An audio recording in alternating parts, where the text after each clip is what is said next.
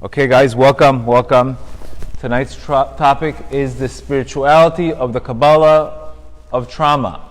I just want to make sure everybody has one of these, just in case we reference it. They're over here. Yeah, just in case if people need them, we'll show them to the Facebook world. Just in case we want to. We're going to reference this afterwards. So we're going to talk about, we have maybe 6 or 7 sources on trauma in the Torah. And one of the key elements that we want to talk about is obviously trauma is a built-in condition according to the Arizal. It's something that we're all going to go through. We've all gone through before. And believe it or not, resilience is the tikkun. Resilience is the English word for tikkun. And ultimately, I'm going to talk to you about how the world was created and what our goal is and what are the key elements really into turning trauma into triumph and not make us, God forbid, lose our self-esteem, etc. So I said this many times that ultimately our life is to go from pain to purpose. And obviously nobody gets from pain to purpose one way. We'll either go through desperation or inspiration. And the process is what usually, one of the things that people dealing with trauma, obviously working in rehabilitation centers, is the sense of hopelessness, hence the sense of despair, the sense of being abandoned by your creator. I know everybody that I've been around with trauma, that at one point they felt like, where's God? How could God allow this to happen? How could this have happened to me? There's got to be. So we have to understand the difference between a concealment, which is necessary part of creation, and an abandonment. God forbid our Creator never abandons us, but He is concealed. We're going to talk about how that process happens. Because you would only turn to despair in a state of abandonment. You would never state despair as in a state of concealment. So whether how you view this is very, very important. Another key element, and I was talking about this in my facility today, another key element in any kind of trauma, in order to get out of it, is you have to find meaning. Viktor Frankl's work on finding meaning. Because if I just go through a situation and I don't find meaning afterwards, what happens? I'm just talking about the past over and over, and I can never get out of it. And this is the difference between the Hasidic model of Kabbalistic form of therapy and the regular the regular model of today's culture, where Hasidus talks about the Yerida. The fall is for the sake of the rise. And that's something, unless you're into Hasidus, Reb Nachman, Baal Shem Tov, you don't hear this concept of a fall for the sake of the rise. You don't understand. You're too busy understanding why it happened, or focusing on, God forbid, the messenger instead of the message, which is very common, or we don't understand the big picture. And if it's not for Reb Nachman's teachings or the Baal Shem Tov's teachings, we don't really, what do you do with all this pain? What do you do with all this pain? And this is why it's so important to understand this angle. Because after a situation, after pain, believe it or not, you get a reward for it. Believe it or not, there's a reward for pain. You get a reward for it. We think we're going through pain and this is it. I got the wrong end of the stick, I got a bad DNA, I got a bad parent. No, there's actually a reward for pain. Believe it or not. That means you're crying anyway. You got to hang in there and turn it into meaning, and there's a big reward. Reb Nachman's going to tell us the reward is the extent on how you deal with that traumatic situation, how you deal with pain. Basically resistance. To resist, the resistance obviously of acceptance is obviously coming from the ego. The soul is in the acceptance. Resistance is always coming from the ego. So we know anytime we have a hard time understanding something or surrendering to it, it's definitely our ego that it's talking. We also have a key element that we need to understand, which we're going to talk about in lesson 64, which these are fun. Again, it's so important that you get the beliefs, because if you don't have the right beliefs, then you can, I always tell people, according to your theory is your therapy. According to how you view things is the therapy you're going to put. If you don't believe in the spiritual aspect of this, then obviously you're going to put your obviously all your all your energy into psychiatrists and medication, etc. But if your theory is there's a spiritual awakening, there's something greater here, then you're going to be curious and maybe put some energy into the spirituality. Of course, I'm not saying you shouldn't go to psychiatrists or psychologists, but you have to understand something. The key element is whether the person found meaning in that pain. Of course, you have to go deal with it. Of course, you have to process it, etc., with a therapist, of course. But how do we get to the next level? That's what I'm trying to talk about. How do you get to the next level? How do we turn post-traumatic stress into post-traumatic growth? How do we do that? And that's really, really through meaning. And there's different methods by different rabbis on how to deal with this. One of Reb Nachman's famous methods is obviously bittul. Bittul. Bittul is this concept of closing your eyes to a much bigger picture. And really we need to understand that the reason why we're suffering any time in our lives is because our awareness has been taken away from us. Once you have the awareness, there's no more pain. Once you knew, wow, if I knew I had to go through this to meet my husband, or if I knew I had to go through this to have my calling in my life, then there's no pain anymore. The pain is because at that moment, the awareness was taken away from you. And sometimes, believe it or not, the smartest person you could be, your awareness will be taken away from you. So you experience something. Many times we knew what to do, how to do it, but somehow we couldn't get it done because our Creator wanted us to surrender. And then He would open up our minds. There's always, that information is always above us. But what we have to do is let our Creator in. And sometimes, because we're going through such a tough time, all we want to do is just go into comfort. And this is really part of this chart. So Reb Nachman says in lesson 64 that God created originally the world out of His compassion, believe it or not. Believe it or not, He created this world out of His compassion. Many people see it, many people don't see compassion. The key element in seeing God's compassion is perspective and dat. That's the key element. Dat refers to perspective, knowledge, whether you see something as a gift or whether you see something as a burden. Whether you're growing through something or you're going through something. It's based on your perspective. So Reb Nachman says, God created the world out of compassion. And Reb Nachman says, and begins this Torah, very important. He begins this Torah by saying, come to Paro. Come to Paro, Bo'o Paro. Which he tells Moshe Rabbeinu, come to Paro. Doesn't say go to him, come to him. That means, I'm with you. I'm with you in this. It's not go. You go out, you figure it out. He's telling him, come to Paro. And why specifically Paro? Paro represents here a contraction of light. So God originally wanted to create the world. He had too much Ein Sof, this infinite light. But what happens is, you can have the greatest coach, but you have no team. You can have the best coach in the world, but there's no team. So He had to create a world in order to reveal His compassion to him. And that world was created. God had to remove Himself from the picture in order to create a world where man would get reward for free will. Because otherwise, like we said today, that receiving something from nothing is the ultimate of shame. When we receive something for nothing, when we don't earn what we receive, what happens? It turns into shame. Any experience that you get something, this is why the Gemara says, one who hates gifts lives. Well, Gemara says one who hates gifts lives, because the fact is you're supposed to be a giver in this world.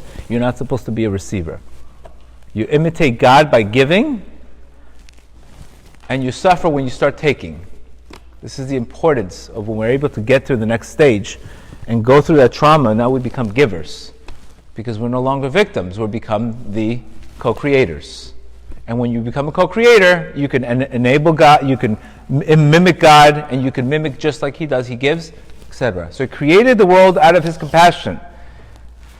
And then Reb Nachman says here, because His compassion there was too much light, there had to be a vessel for His light to come in. So this is where the mystery comes today, where God purposely created light, where there's too much abundance of light, and that caused on purpose the shattering of the vessels. This shattering of the vessels is what is the trauma that we go through, is the things breaking. Remember, anything that happens in today that breaks, it's because a very simple concept. Failure is in a very simple concept when there's too much light and there's not enough vessel. Let's say two people decide to get married. Great idea. So what happens? If this couple, if they don't have the emotional stability, yes, they want to get married, but what happens? They don't have a vessel of communication. So what happens? Boom! The vessel breaks. So this is why we never want to hurry the process in life. Because sometimes we want something so bad, and then we get it, and it breaks. So all failure is teaching you is two things. The light that you have is not prepared. You understand? This is where people get into very ambitious goals in life, but they don't have a vessel to maintain that goal. Or, so what should really be changed? What do we learn from failure? To make a bigger vessel. The purpose of failure is to learn, to make a bigger vessel. Clearly the vessel that I had. If I have a 50 watts of light and I have a 40 watt bulb, guess what's going to happen? The thing's going to break 100% of the time. And I'm not supposed to lose my self-esteem from trauma or from failure. I'm not supposed to take it personally. Obviously, easier said than done. Obviously. But the real goal of failure is really to create a bigger vessel. For example, you went through a divorce. Okay, I know what I want. I know what I don't want. I know I'm realistic. It's funny how people sometimes want to go out with people that are divorced because why? They're more realistic on. They've already gone through it. Doesn't make them worse people. It's more realistic. You're more realistic, you're more real. You're not looking for Louboutins on Beverly Hills waiting for you from Prince Charming. You're realistic of what life is all about. You understand? So the purpose of trauma, the purpose of breaking is for you to elevate it, not to understand it. Remember, the purpose of the breaking of the vessels was God allowed evil to exist in the world. This is the first cause of evil existing in the world. Evil does exist in the world. There's horrendous people. There's a lot of bad in the world. There's a lot of evil in the world. But originally, what the purpose of evil is to elevate it back to good. Our job is to make the tikkun. This is what your job is to do. Your job is to overcome evil, not understand evil. This is where the big E comes into the place. The big emunah. Because my logical mind is going to say, how in the world did my Creator allow this to happen? How in the world does this happen? How could this have happened? Where's God? Where is He in the picture? That's trying to understand it. That does not work. Why not understand it? We'll answer questions afterwards. Because if we knew everything, if we understood everything, then there's no emunah. It's almost like having a light in the middle of the darkness, in the middle of the day. If I walk around with a flashlight in the middle of the day, there's no purpose of me being here in this world. What's the point of it? I have to get a reward. The reward is based on me overcoming something. If I don't overcome it, what's the reward? It's free. There's no emunah when there's clarity. Emunah is only when there's no clarity. So there has to be, like we said before, there has to be where our Creator has to be concealed. He has to recreate a concept of free will in order for you to get a reward, because that's how we created a system where a person makes a lower arousal in order for a higher arousal to come. Otherwise, the arousal comes from above. Then what do you need you for? So it creates a system where the person can make a move. Let's say practically, I could say, I forgive you. Somebody hurt me, I forgive you. You know what happens when I do that? All of a sudden, I created a lower arousal. I just gave you mercy. I turned my anger into mercy. You know what happens? There is a reciprocal light above that all of a sudden, I did something wrong in heaven, all of a sudden it turns from judgment to mercy to me. So basically, that's why we have very complicated people in our lives. The reason why we have very complicated people in our lives, believe it or not, and I know this is a big topic, is in order to help you. Hard to see that. If you had easy people in your life, you would never be in pain, you would never cry with a broken heart, you would never be humble, you would never seek spirituality, you would be comfortable. And ultimately, that being so comfort, you would lose the connection, you would lose the broken heart, which is the highest form of prayer, when a person approaches his Creator with a broken heart. He's whole. Imagine a person being drunk and praying. Why can't you? or smoking and praying. Why can't you do that? Why isn't that not the highest form? Because when you do that, you're not broken, you're whole. Correct? You're complete. What do you need God for? The fact that I am so broken is because I need prayer. So this is the real reason why God puts very difficult people in your life. Everybody's got them. You can't run away from them, no matter who you are. Of course, you have to put boundaries and whatever you want to call it, etc. But ultimately, you have to overcome them. How do you overcome them? By giving them mercy instead of anger. This is how you're doing a reciprocal light for you. So every time you create a reciprocal effect below, you're getting the matching effect above. So if you're really smart, you would run after and forgive people, and easier said than done, of course. But technically, if you really understand the big concept, you would say, why would I want a merciful life. I don't want a life with judgment. I don't want a life where I'm holding gevura. I want a life of chesed. Right? Who doesn't want that life? So you would go out of your way, and God forbid, you would hold a grudge. Because what's happening when you're holding a grudge? In heaven, they're holding a grudge for you too. So you're really hurting yourself. You understand? Because you can get tremendous mercy from forgiving people. So that's one concept behind it. That if you really look at the situation of the person that did it to you, who did it to you, you have a tremendous chance to forgive that person,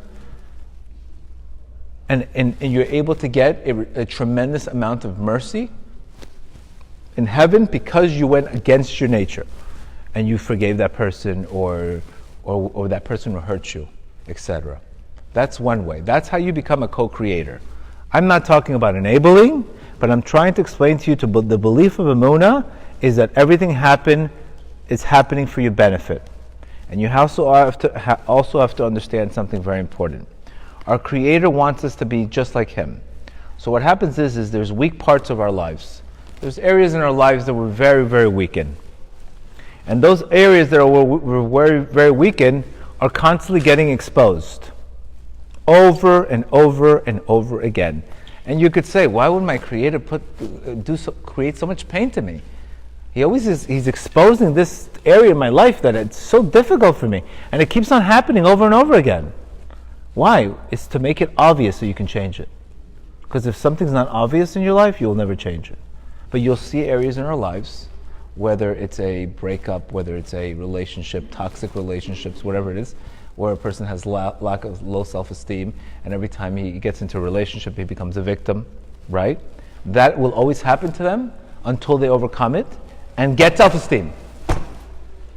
And it's a scary concept. You know why? Because you're like, why would God make this person constantly create a situation where that person's constantly getting abused? Because they're almost drawing this koach hamoshech, which is this energy that whatever you're holding in is what you're getting from the universe. But He ultimately wants you to expose the weakest parts of your life in order so you can emulate Him and you can become a co-creator. You understand? This is exactly why the victim mindset is such a problem. Because the victim mindset focuses on the messenger, not on the message. You understand? And if we focus on the message instead of if we focus on the messenger, not on the message, then we lose this opportunity for growth. We lose the opportunity to grow. We don't understand the big picture in life. We don't get that growth opportunity. We don't get that co-creator gift. We don't get the reward.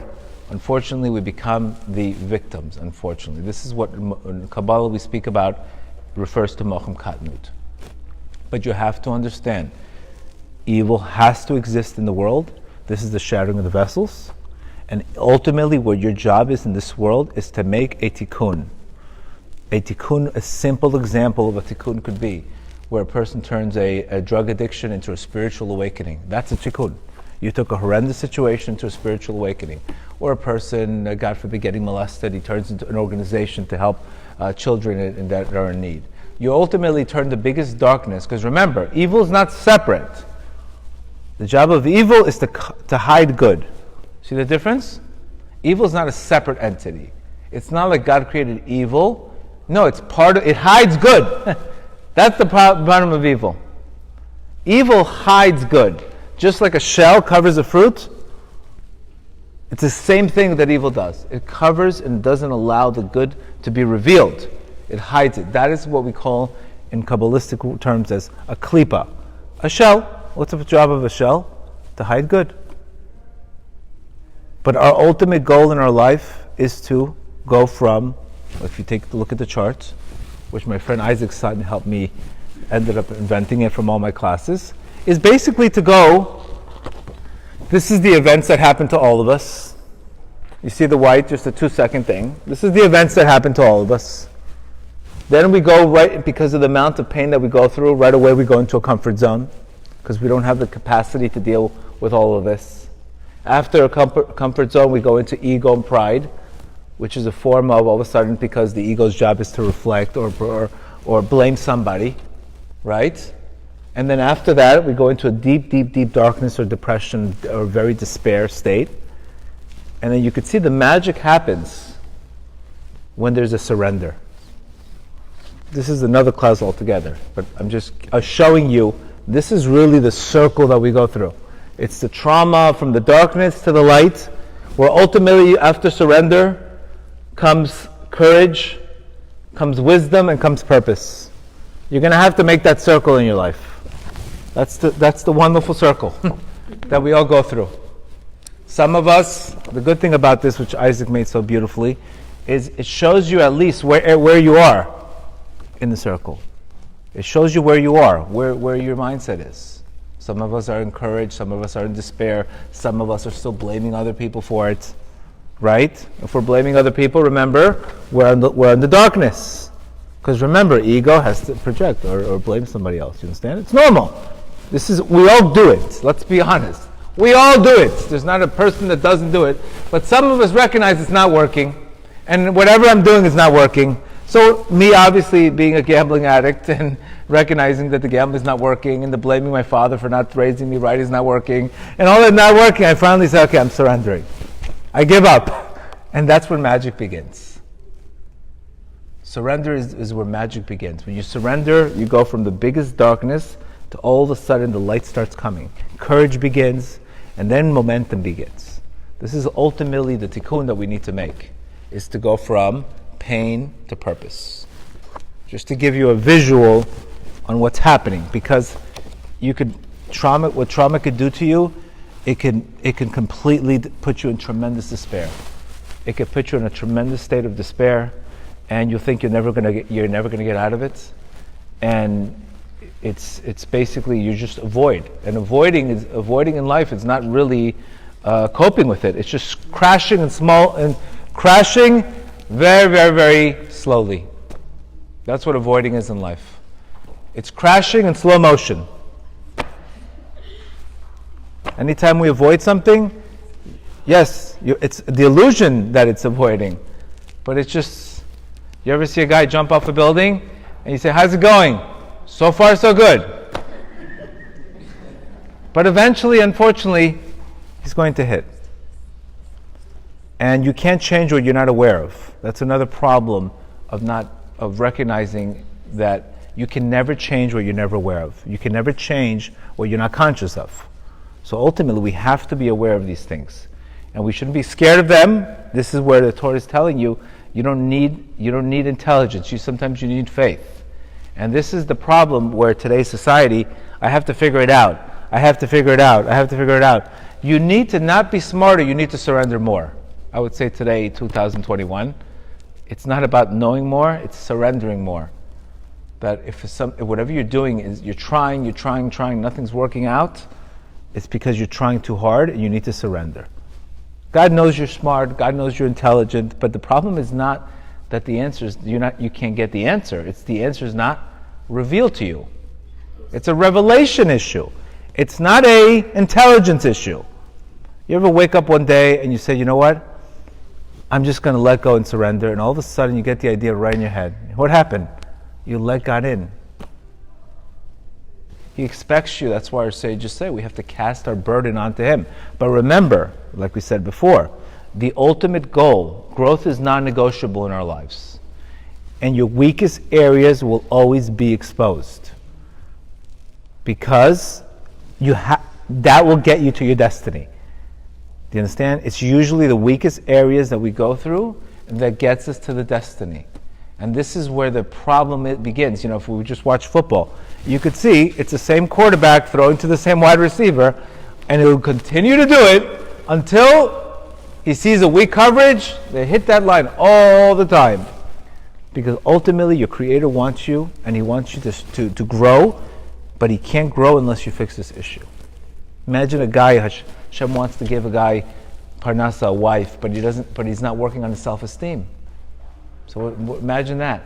Imagine trying to go into a business without self-esteem. Imagine going into a relationship without self-esteem. You become hypersensitive and you think everybody's talking about you. Or you take everything personal. Do you understand? So he constantly will get the same message over and over until he's able to conquer that. And once he conquers that, he makes a tikkun. And this is something we really need to understand that. Don't focus on the messenger, focus on the message. The message. What does God want from me? And this is very difficult. It can never happen when you're in the heat of the moment. For sure not. This has to be done when you wake up and you're in a good state and you can contemplate with your Creator and then revisit those situations. Because if you try to attack those situations when you're going through the problem, it's not possible. It's not possible. You have to be able to quiet the mind and change your perspective and look at that same angle. But I do have to acknowledge the evil in the world. I do have to acknowledge it. I have to be comfortable with it, but I have to elevate it, not understand it. And how do you know the purpose of the past is to lift you, not to break you. That is really the goal. The goal is to be uplifted by the past, not broken by the past. And the reason and how you know you've uplifted the past is when you come out of it like a different person. Rav Nachman says that after going through bittul and after going through the pain, you get a new brain. You become a new person. You actually, not only do you become a new person, but you have a new mindset that if it wasn't for that situation, you have a different view of the world. That's how you know if you came out of trauma the right way, that after you went through it, you became a different person. That's the litmus test to see if trauma was good for you or, God forbid, it broke you.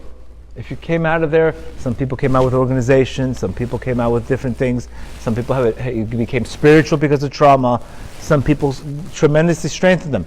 That's the ultimate key. And this is where Reb Nachman says that in order to prepare this vessel, remember, the problem is, like we said before, the reason why we're not succeeding in any areas is it's not the light, it's the lack of vessel. Pain increases your vessels. Pain increases your vessels. You have to have a different relationship to pain. You have to recognize that pain sets you free. So like we said before, any attempt to avoid pain is the pain. Avoiding the pain is the pain. Do you understand? Because you're avoiding, if I just told you that pain is what increases the vessels, that the avoidance of increasing the vessels is the problem.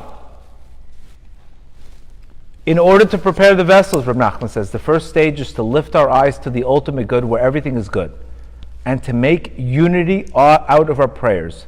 Believe it or not, like Rabbi Rush says this a lot, and many of our sages say, it's better to understand, if first I have to, when I'm preparing to meditate, when I'm preparing to pray, when I'm preparing to do anything, first I have to look up to a place where everything is good. And what I say is, Hashem, I don't understand you, but I believe you. I don't understand you sometimes, but I believe you. I trust you. It's recognizing the lack of knowledge. Because remember, if I had the knowledge, I wouldn't have the problem, because I would know it's this or this or that. You understand? The problem is you have to sometimes cry out for the knowledge to be able to be internalized. And the ability for you to internalize knowledge is level of humility. When you're humble, you start to internalize the knowledge. Hashem opens up your mind. He'll open up your mind. And he's saying here that only by surrendering ourselves in bittul to the ultimate unity, knowing and believing that everything is good, then we can start praying. Then we can start praying. The best form of prayer is first connect and then pray. If I pray without connecting, then I'm usually saying, get me out of this situation, or get rid of, let my ex-husband be nice. Maybe your tikkun is not for him to be nice. Maybe your tikkun is to be more resilient. Maybe you're asking for the wrong thing. You understand? Or let that person go away from my life like you're some kind of mob. Wipe that guy out of my life. That's not what you're supposed, you understand? If I know it's all for the good, then I have to look up first. And then I can pray. So first, Emunah connects you. Then the blessing comes. Trying to pray without the connection, you understand, is usually not going to get you anything, because probably you're going to pray for the wrong thing. You're not understanding what to pray for. And then Rav Nachman says that the blessings are actually the enhancements of the vessels are actually formed from the light of the experience of bittul that a person went through.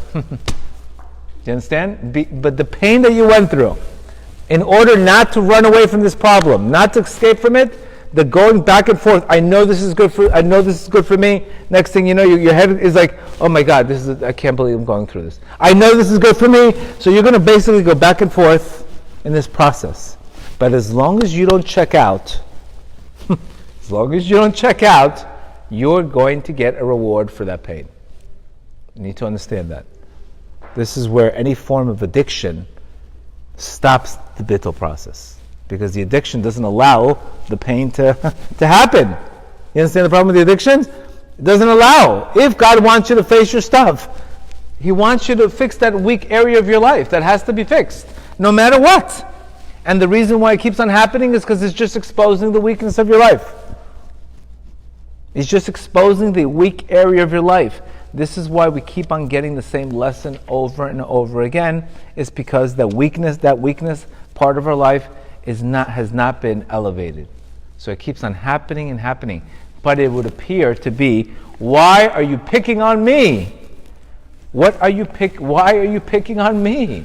How long am I going to go through this? Until you overcome it. It's a scary concept. You know why? Because it doesn't go away until you have the koach to overcome it. And I know many people, they don't even have the game plan. They're traveling, they don't even know where they're traveling to. At least we have the tzaddikim, we have the guidance, we know what to look for, we know what to turn pain to, we know the concept, so I can at least meditate on this concept. But some people have no clue. Francine Shapiro, she talks about Emdr Therapy, which is a famous therapy. Basically, it's eye movement. And basically what she does is she takes that same situation that person went through, and the Baal Shem Tov also talks about this, that they go over and over and over for about 90 minutes. And what happens is this diffuses the energy from that experience. Okay? Now, why do we have such... Why do we remember? We don't remember every compliment we've been given, have we? Do we remember every compliment? Usually not. But somehow you remember every single hurt. Every single hurt you can remember from 10 years, who did it, where you were, exactly who talked about it. How come that part of your brain remembers that? Obviously your brain is made to protect you. But it doesn't recognize that person just made a comment. But you don't remember the compliments. Compliments just go by, but the hurts, they really, really stick. So with Francine Shapiro, she has an unbelievable concept. Back to finding meaning. And she says basically her whole that most problems that we go through are unprocessed thoughts. Situations in life that happen that was not processed. And she gives many examples. She gives a great example here, how there was a girl who was 7 years old. She was sleeping in her house. All of a sudden there was a tremendous rainstorm outside. And what happened? She cried herself to sleep. All of a sudden, it was unprocessed. She started saying, if my parents loved me, they would have come gotten me. Why would they have put me to sleep? Why would they have let me cry to sleep? What kind of parents would do this? Must be there's something wrong with me. So she felt like she was abandoned. So all of a sudden, as she gets older in her life, she starts getting herself into these ridiculous relationships. She becomes codependent on every single person she meets. And of course, as she becomes codependent, the guys leave her. And they say, what is wrong with this girl? Why is she doing that? Why is she not giving people space?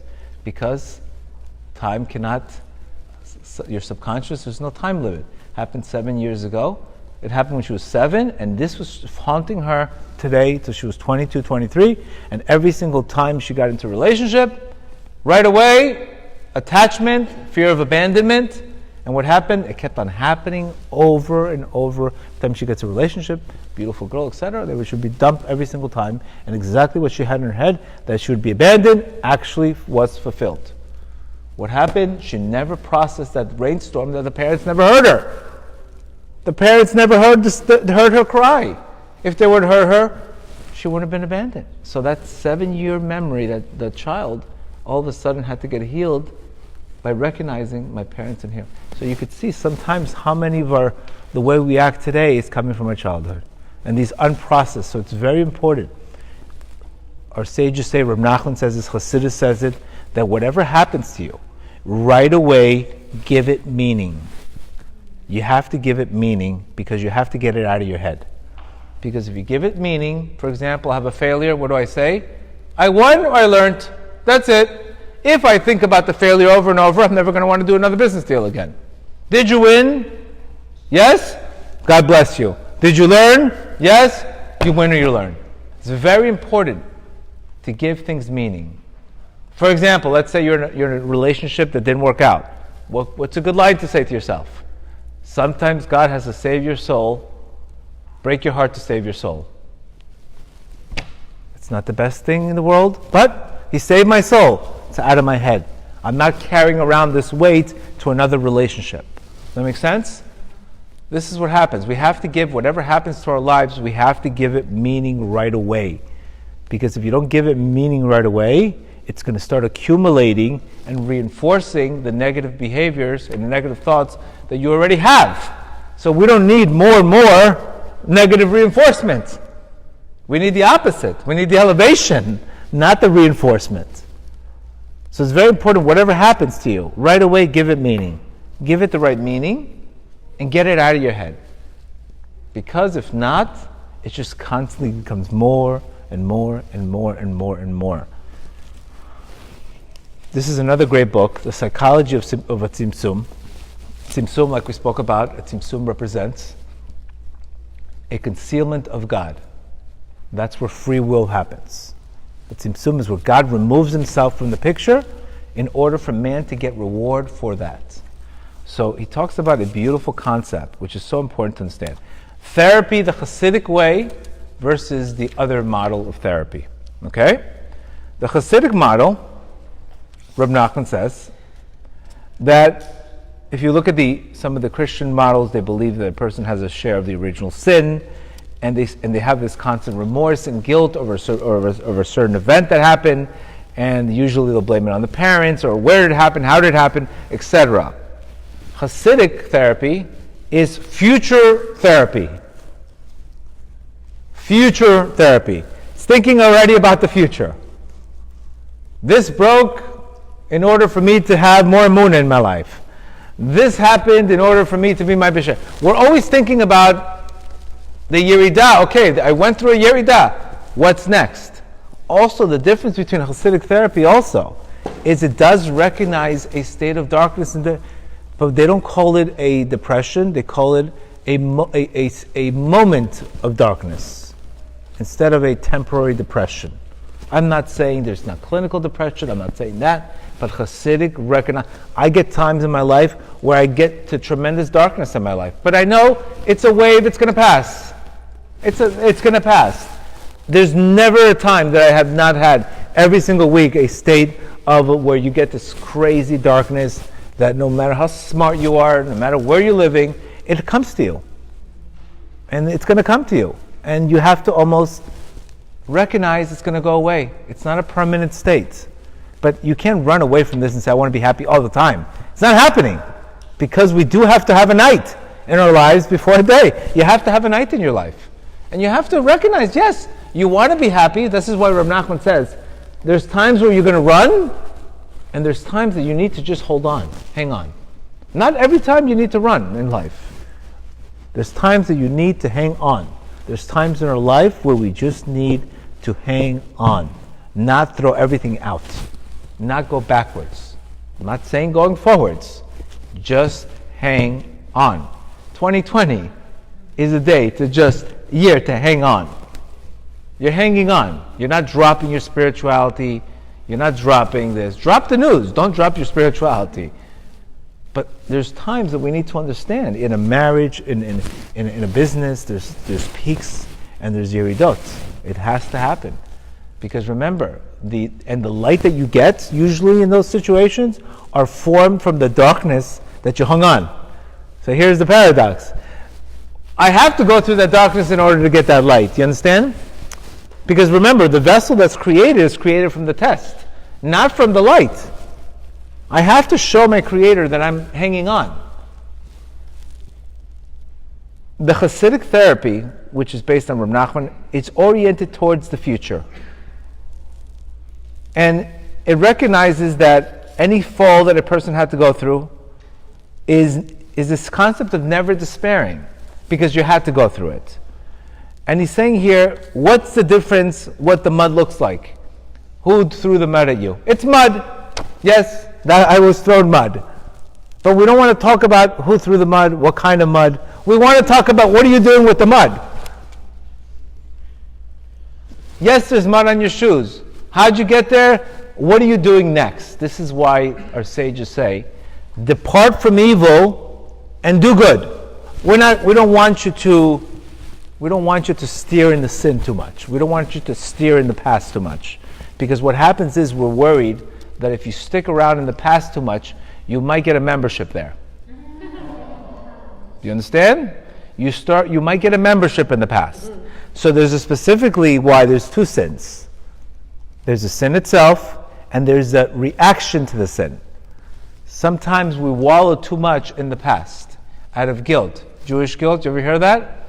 Yes, it exists. But your Creator's not interested in the reaction, in the sin itself. Your Creator's reacted, what are you going to do next? So it's almost like the power of now what? Not so much the power of now. Power of now what? Okay, yes, it happens. What are you going to do next? That's the tzimtzum. That's the test.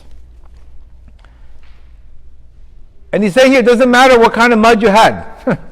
Did I sin? Did I not sin? What does heaven benefit from you running away and having extra guilt? And we know this exactly from Adam. All Adam had to do is one thing, make teshuvah. I made a mistake. And what happened? He hid. That was the problem. The hiding was the problem. If he would just said, I made a mistake, it would have been over. I made a mistake. It's going to happen to you. But the problem is that the ego can't say, I made a mistake. The ego can't take responsibility. It's the opposite. So it has to go and create this. And this is why the Rebbe of Gore had harsh words for those that contemplate the past and have self-incrimination. When we drown ourselves in the thought about past transgressions, we can't change. Which focuses on, the Christian model focuses on regret over the past, where Hasidic model focuses on, what are you going to do now? It's such a refreshing concept. Who's saying, if the world is recreated every single day, why am I giving energy to the past? What benefit are you giving? You're not giving your Creator benefit from hanging on to the past? He knows you made a mistake. He knows, I know I gambled, I did this. But I recognize nobody's perfect. I'm here to take my imperfections and come to my Creator. I'm not here to be perfect. And there's going to be issues. And this is where we have the ability to rewrite the past.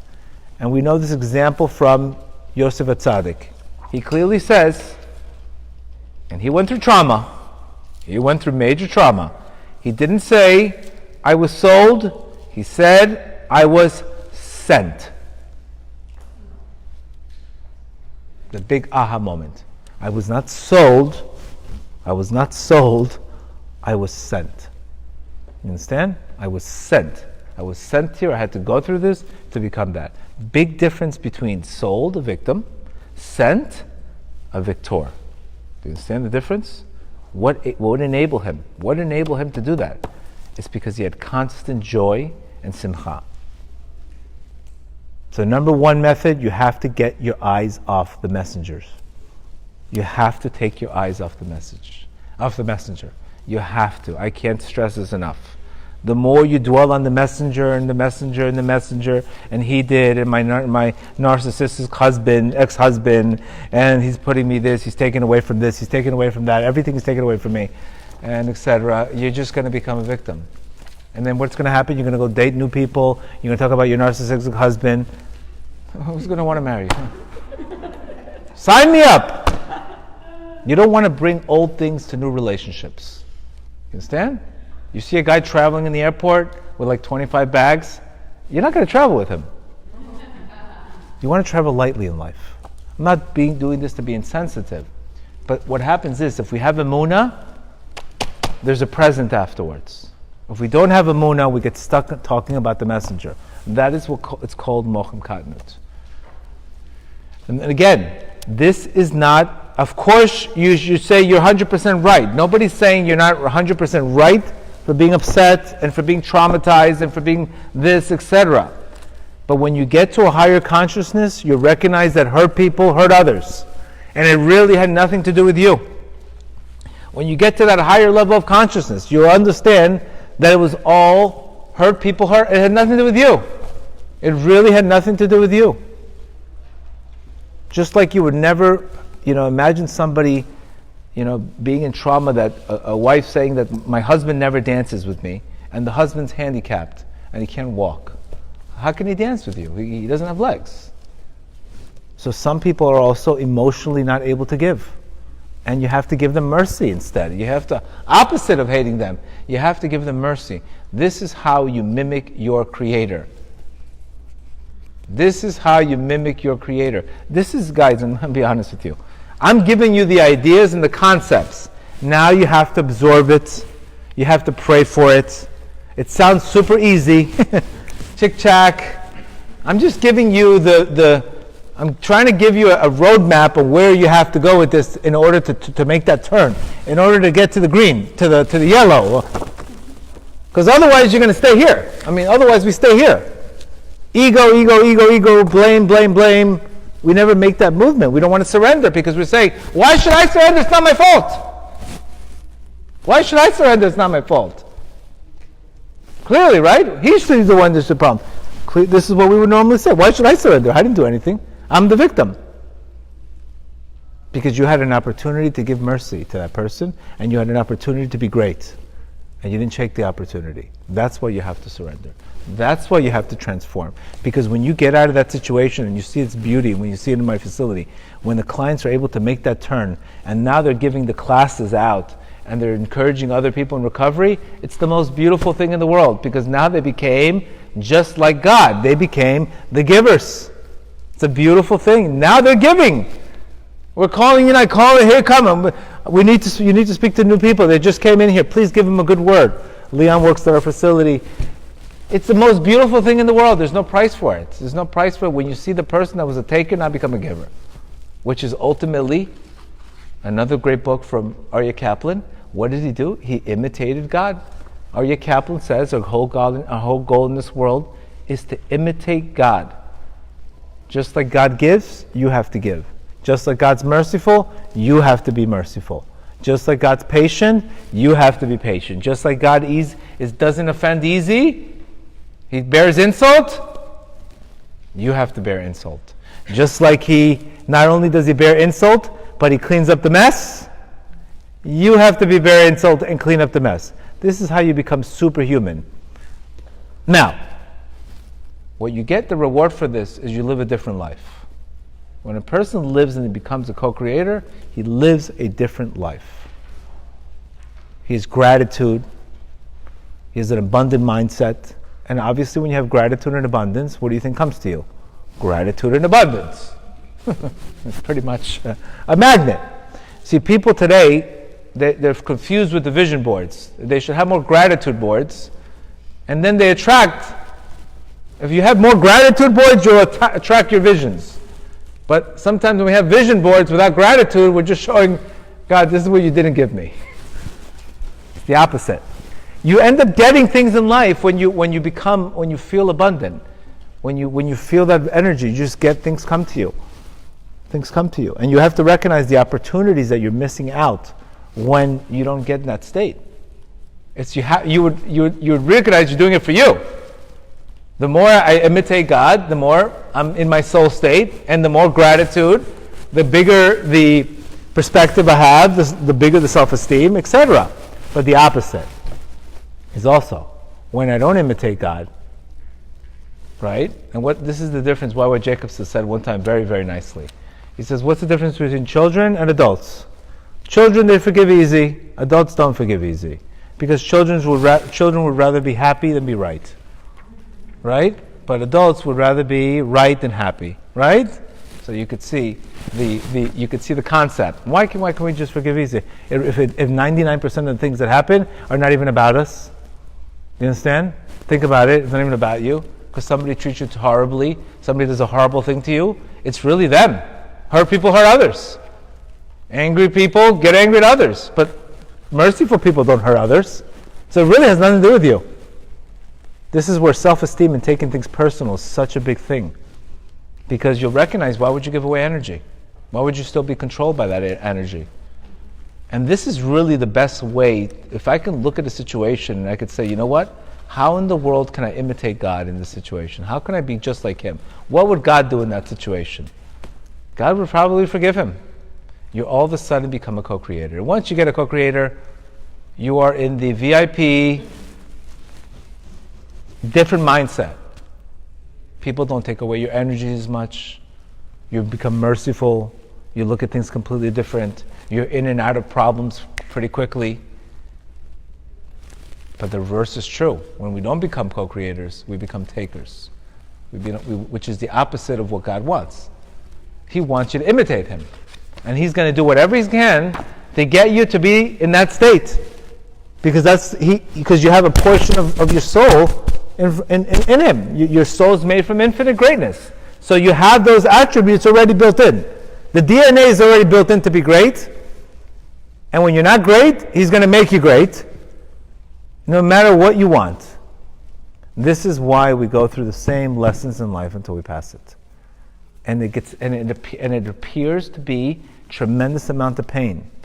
But it really, what we call pain, God calls love. And I know it's hard to see that.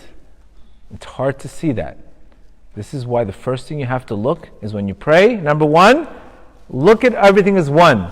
Number two, take your eyes off the messenger.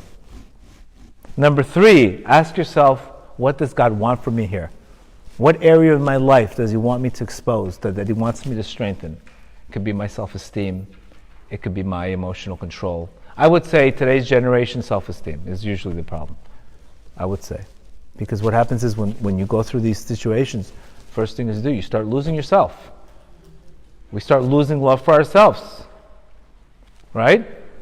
And we know that famous line, when you don't love yourself, you're going to lose yourself. But if I love myself, I'm going to still hang in there and get curious. So number one is definitely look at one as one, take your eyes off the messenger and get curious, ask better questions. Not why is this happening to me, why is this, what can I change to be a greater like my co-creator. Another phenomenal book is Tomer Devorah, which talks about the 13 attributes.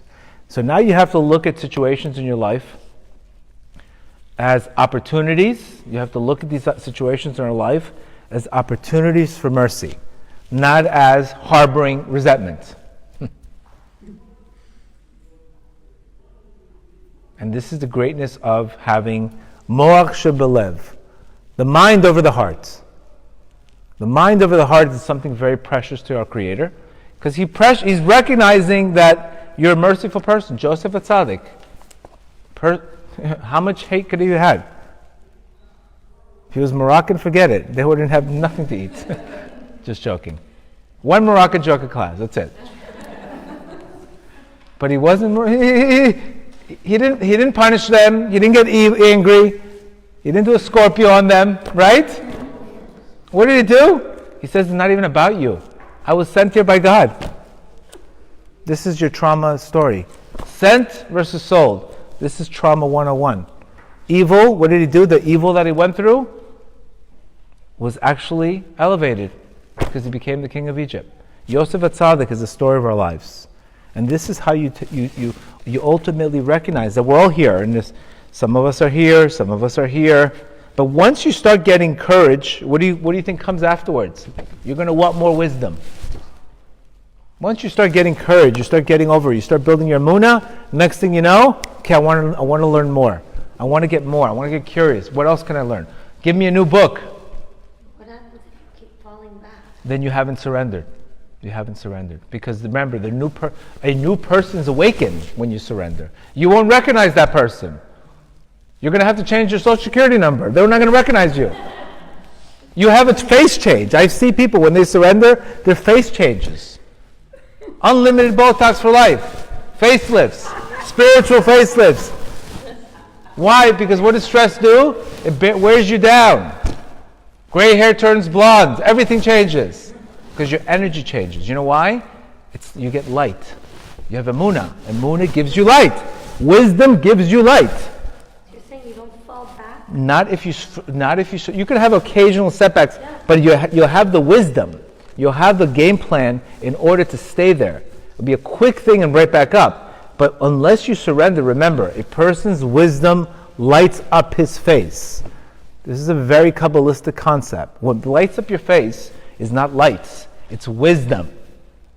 You meet the guy, wow, look at the energy the person has. Or you go on a date, wow, what energy, or, whoa, horrible energy. We've said that, right? You feel energy, right? Right away you feel energy. Energy, because everything's energy. Everything's energy. Either the energy is lighting you up or it's taking away your energy. Wisdom gives you energy. Emunah gives you energy. Trust gives you energy. That gives you wisdom. That gives you light. Takes away the darkness from our lives. This is the light. This is the darkness. But what's happening, there's a key bridge here that has to happen. And that's called surrender. So when we're stuck on life, guys, it's teaching us we need to surrender. And how do you surrender? You start accepting. Surrender means acceptance. An easier word for surrender means acceptance. It's not a weakness. It's recognizing that you don't know the whole picture. It's recognizing this is happening for your benefit. Lack of surrender is lack of acceptance, is resistance, is feeding the suffering. And we already spoke about many times, Viktor Frankl says, that what is despair? Suffering without meaning. Think about a situation that we've gone through. When we don't have meaning from the suffering, it turns into despair. But when we know that situation, it's part of our life, it's part of our growth, it's part of our part of the process that we had to go through, then that situation turns into a new keli, a new light, a new person. And this is the difference between trauma making you or breaking you, based on the surrender concept. The understanding, trying to understand too much. You don't have to understand everything. Opposite, Rav Nachman says. We are na'aseh v'nishma. When you got the Torah, na'aseh v'nishma. Do and then listen. It's not like the philosophy. I need to understand everything. This religion is all about action. You'll figure it out on the way. Get married, you'll figure out on the way what happened afterwards. You'll figure it out on the way. It's not there's no like you go to a movie, you see the free preview. Don't worry, you'll get the preview in the movie. You'll see the movie, there's no free preview. You have to jump in and then you'll see what's going to happen. There's no free preview. You're in the wrong religion. This is not what I should. Because ultimately, what does he want you to do? He wants you to believe in him, crown him, and he wants you to trust in him so he can give you your compassion. So there's a lot of concepts here. I want you guys to absorb it. But the big tachlis, the big point that you need to understand is my goal is to find meaning. And meaning means I become a co-creator. When I'm a co-creator, I have a different relationship with people. My relationships with people when I'm a co-creator are merciful relationships. Are merciful. I could have a bad childhood, and I could find now a way to give empathy and recognizing, you know what, my mother wasn't able to give me. If she would have given me.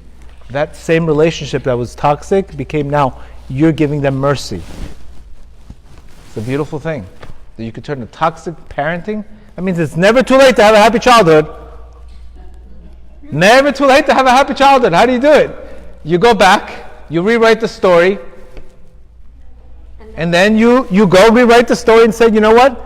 If my mother would have had more to give, she would have given me. And you don't take it, and you don't become you don't become the point of that. So may Hashem help us all, that we should take all this information today. And this is all the spiritual way. It's a spiritual concept. Maybe if you go to a psychiatrist, he's not going to talk about any of these things.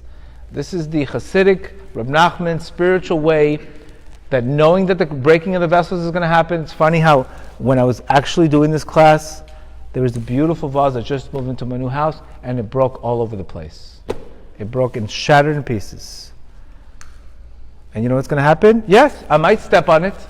I might step on one piece of glass, and that's going to trigger me about the breaking of the vessels. But I'm going to say that this is what has to be elevated. That's why we have a hard time with the past, because we think things are always going to shatter. No, you have to build. This is why, I believe in the Orient, they take the same bowl that was shattered and they reline it with gold to show resilience. The same pot that was broken, they reline it with gold to show the importance of post-traumatic growth. So again, may Hashem help us all, that we should all go through our traumas and we should elevate it and become co-creators. All right? Go ahead. Have a great day.